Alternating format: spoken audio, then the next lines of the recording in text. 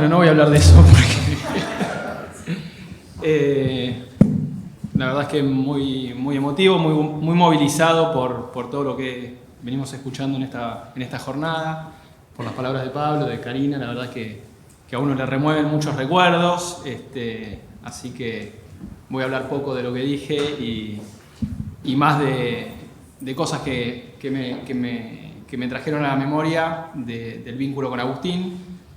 Antes de arrancar, bueno, agradecerle a Mario por la invitación y por esta hermosa jornada de encontrarnos con tantos amigos, con distintas generaciones, como decía Pablo, con diferencias, con contradicciones como las que tenía Agustín, pero con un hilo conductor común que se ve y que creo que nos emociona a todos.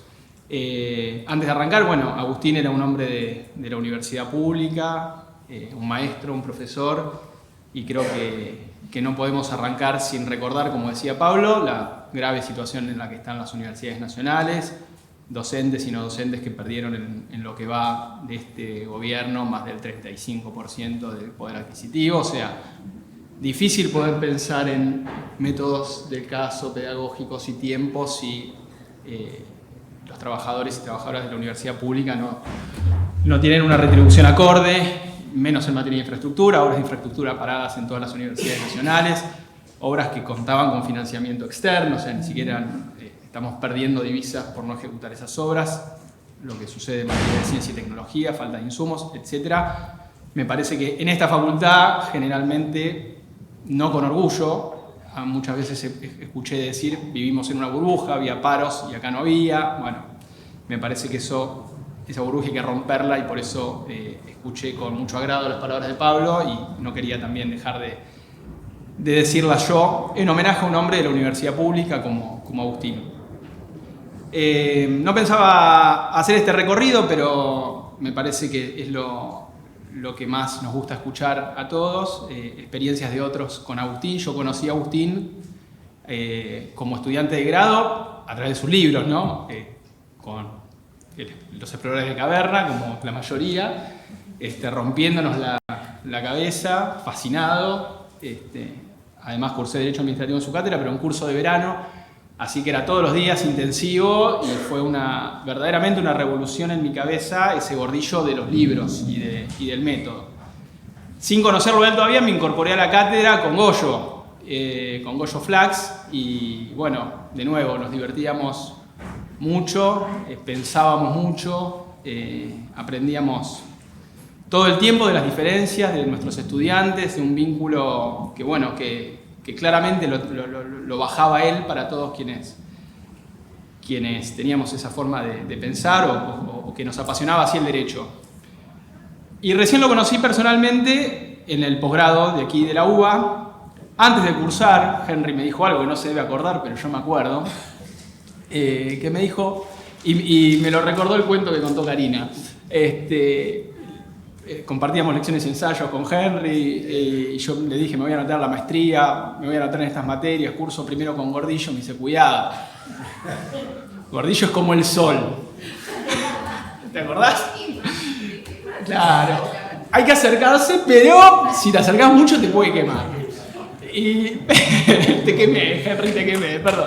Pero tenías razón porque esa llama de Gordillo nos dio calor y nos hizo brillar a todos y me motivó a escribir las primeras líneas. Cursaba los viernes a última hora aquí, volví a mi casa en José C. Paz en tren, obviamente viernes a la noche se salía, pero yo llegaba, me armaba un fernet, me ponía a escribir cosas y reflexiones de la clase de Agustín que te dejaba pensando y con una lista de lectura infinita y haciendo borradores de mail que recién mandaba el sábado al mediodía, después que me levantaba, lo dejaba en borrador, no tenía la imprudencia de mandarlo un caliente, capaz que se lo leía a mi mamá, que hoy no es abogada, pero digamos, generaba incluso a mis amigos, que imagínense, José de Paz, ¿no?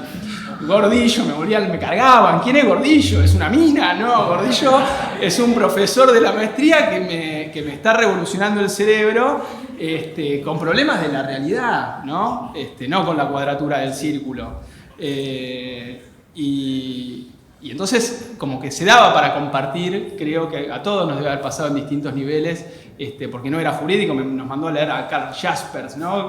Bueno, y de ahí siempre alguna idea, ¿no? Forzar, interconectar, busquen, piensen, y bueno, ahí empecé a generar un vínculo, la crucé, no sé si todavía está Agostina, que me acuerdo que rendimos la entrevista, fuimos los dos únicos que rendimos la entrevista de ese curso en su casa y estabas embarazada, si no me acuerdo mal, estabas a punto de parir y tuvimos juntos esa entrevista tan divertida, pero con muchos nervios.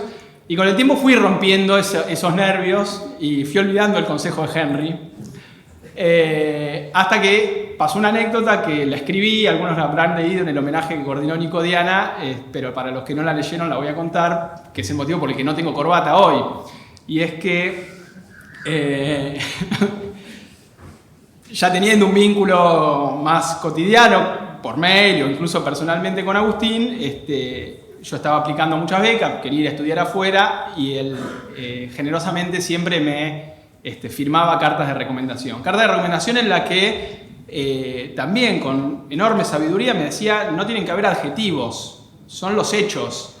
Marque los hechos de cada instancia que compartimos juntos y que le va a dar verosimilitud a mi recomendación. No los adjetivos que lo puede escribir cualquiera, sino hechos concretos que den cuenta de nuestro vínculo y de que yo a usted lo conozco y que puedo recomendar que usted estudie allí. Fue así que hice un montón de borradores, los firmó todos. Ya al final no leía, sino que los firmaba porque cambiaba la universidad a la que aplicaba, o el organismo al que le pedía la beca, hasta que un día necesitaba una firma más y llegué tarde. Eran como las 8 de la noche, no sé, había estado laburando todo el día difícil, me había puesto una camisa que era verdaderamente incómoda para tener bien abrochada y puesta la corbata. Y yo en mi inconsciente sabía que algo estaba mal, pero nada, ya era gordillo, ya había confianza, ya me había firmado la misma carta un montón de veces, ¿qué podía salir mal? Y desde que abrí la puerta del departamento ya me di cuenta que estaba en problemas, que algo iba a salir mal. Pero no fue tan sencillo, me hizo sentarme en la mesa larga, tenía todos los diarios con resaltadores, ¿no? Que me hace acordar alguna reflexión de él en clase diciendo hice el comentario tal fallo, no leí el fallo, pero leí los diarios, ¿no? Pero sabía leer los diarios, había leído muchos libros para poder comentar un fallo leyendo solo los diarios. Y agarró la carta de recomendación y la escribía en rojo y la resaltaba. Y estuvo, no sé, habremos estado casi una hora en la que él, punto por punto, cosas que ya había firmado, me preguntaba y me repreguntaba y me cuestionaba y dice, pero esta expresión en inglés está bien o se dirá de otra manera, y me volvió loco, hasta que me dijo, ¿sabe usted que no le voy a firmar la carta de recomendación, no? Sí, doctor, ya me di cuenta. ¿Y sabe por qué? Y yo le digo, la corbata. Sí, claro, hombre, ¿cómo va a venir con la corbata? De esa la tenía la corbata puesta, pero el último botón de la camisa estaba desabrochado, estaba desprolijo, tenía razón. Claro, hombre, ¿cómo va a venir así? Usted tiene que venir impecable, me viene a pedir que yo le firme para estudiar en una universidad, creo que era Oxford, que obviamente no fui. No puede, ahí me empezó con una historia de su visita a Oxford, del formalismo, está por una universidad americana, pero por una universidad inglesa no, los ingleses son muy formales. Usted tendría que haber venido impecable. Y me tendría que haber blanqueado, me tendría que haber dicho, doctor, me aprieta el botón, ¿me lo puedo desabrochar? Y yo le hubiera dicho sí. Pero me tenía que preguntar eso, no puede venir así. Y la verdad es que cuando lo contaba me decían, hijo de puta, ¿cómo no te va a firmar? Este tipo está loco. Y la verdad es que, y uno con el tiempo, ¿no? Cuenta la anécdota, reflexiona sobre ella y que fue una gran enseñanza. Fue una enseñanza de vida, pero con hechos. Porque si me lo hubiera dicho, no me hubiera quedado grabado. Como no me firmó la carta de verdad, me quedó marcado a fuego. Primero porque no usé nunca más corbata. Hoy me puse camisa de casualidad porque... pero esa consideración de el otro, el que tiene la decisión, el pensar siempre antes escenarios, desde las recomendaciones que daba antes de una cena y contaba las anécdotas en los tribunales internacionales de vamos a cenar con las esposas, hay que tener temas de conversación que no sean de derecho. Piense antes de la reunión 4 o 5 temas de conversación. Parecen pavadas, pero recontra útiles para la vida y para quienes sabían escucharlo.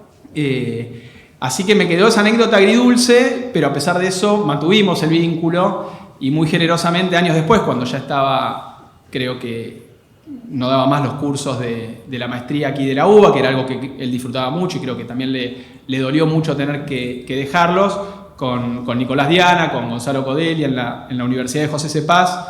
Lo invitamos a dar un seminario del 2x1, creo que fue, un tema álgido, y lo preparó y vino a hablar y fue obviamente disruptivo y le gustó y vino después varias veces a dar clases a nuestros estudiantes de grado, de primer año de la carrera, una materia sobre cómo leer una materia de análisis jurisprudencial de la Corte Suprema, y la clase especial con Agustín Gordillo era cómo leer una sentencia, y él iba a hablar con nuestros chicos y chicas de José C. Paz, de primer año de grado hasta hace muy poquitos años, y con enorme amor por la docencia, por la enseñanza, por hacernos pensar.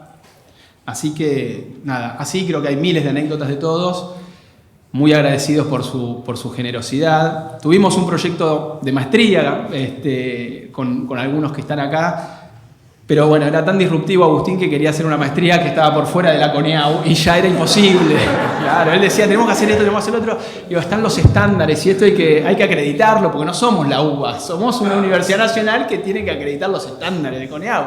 Por más que esté su nombre, doctor, no. Y bueno, pero nos dejó muchas ideas y la maestría finalmente la tenemos hecha, no con todas las ideas disruptivas que tenía Agustín, pero sí con unas cuantas. Así que nuestro eterno agradecimiento. Creo que decía algo Laura Monti recién, no sé, yo creo que ya se fue, pero que contaba la anécdota de ese caso de 18 agravios y que él había detectado los 4. Y creo que es una anécdota que lo pinta él, ¿no? Nos enseñaba a ver el núcleo duro del problema, no la hojarasca. Él la veía antes, por supuesto, pero era tan generoso que compartía esas visiones para tratar de encontrar lo central, lo nodal de los problemas. Por eso su interés por la filosofía del derecho, por la internacionalización del derecho. Si me queda algo de tiempo, digo algo de lo que pensaba decir, pero no, queda poquito. 3 minutos. Bueno, elegí el tema bases, es un tema que estoy estudiando. Obviamente ya en el año 67, Gordillo hablaba de las bases del derecho administrativo, nadie le daba bola, más que decir un par de líneas de la relación del derecho constitucional con el derecho administrativo. Agustín obviamente no iba a caer en esa y habla ya de bases mucho más amplias, ¿no? Habla de bases políticas, sociales, históricas y constitucionales del derecho administrativo. Y nos decía que el derecho administrativo debe tratar de conjugar bases políticas, respeto a la libertad humana, y socioeconómicas, desarrollo, superación de la miseria, de modo de que no prevalezcan las unas sobre las otras. Lo traigo a colación porque creo que tiene bastante actualidad. Me voy a morder la lengua para no comentarlo, creo que habla por sí solo Agustín. Debe también basarse históricamente para saber su sentido actual, ubicarlo en la Constitución y despojarlo de sus viejas doctrinas cuando éstas carezcan de fundamento lógico jurídico efectivo.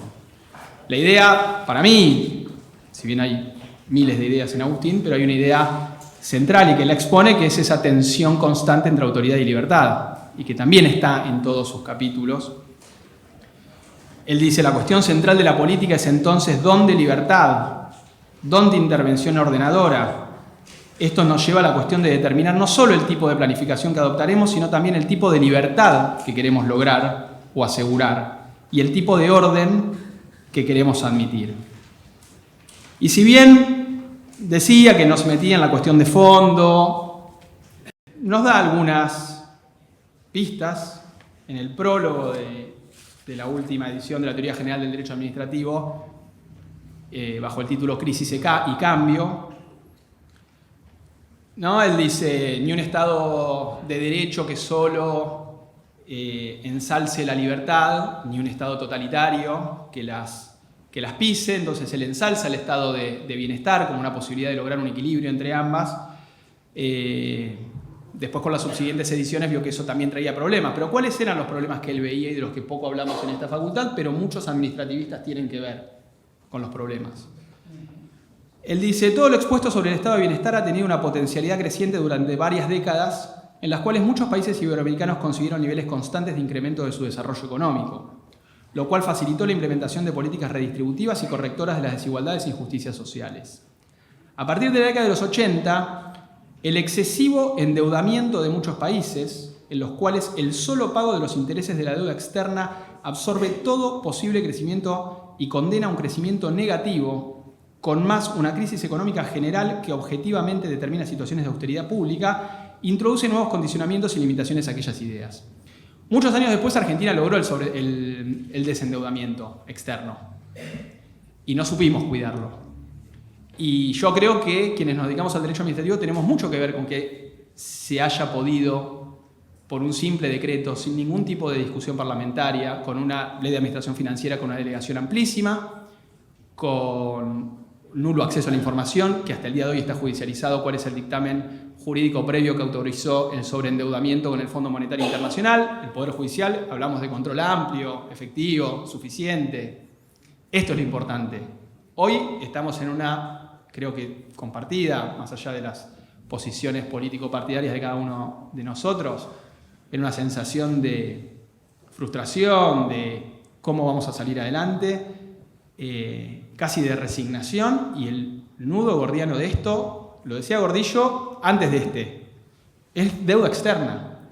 Sigue siendo el problema central. Después tenemos coparticipación, obviamente, de los recursos a nivel federal, ¿no? Después cuestionamos jurisdicciones que tienen nodos de pobreza gigantes, pero no tienen los recursos para llevar adelante políticas para mejorar la educación, para mejorar la salud, para tener universidades con infraestructura adecuada, docentes bien pagos. ¿Qué opinamos del decreto 780 de acceso a la información? ¿Quiénes redactaron el RIGI? ¿Cómo a pocos días de asumir el nuevo gobierno tenían preparada decretos de delegación, leyes de bases de cientos y cientos de páginas, imposibles de preparar para ningún gobierno que sea lo más eficiente y que tenga los mejores cuadros técnicos posibles? Esto todos sabemos que se escribió afuera. Y nuestra disciplina tiene mucho que ver con eso. Todos lo sabemos. Me parece que ahí hay un rol que no estamos cumpliendo adecuadamente y que Agustín nos llamaba a cumplir también. Así que voy a terminar con estas palabras que nos dedicaba. Si los académicos y doctrinarios no asumen sobre sí la carga de la renovación y crítica constante de las ideas, ¿quién lo habrá de hacer por ellos? O dicho de otra manera, ¿quién tiene en la sociedad más deber moral de producir ideas nuevas que mejoren el sistema jurídico?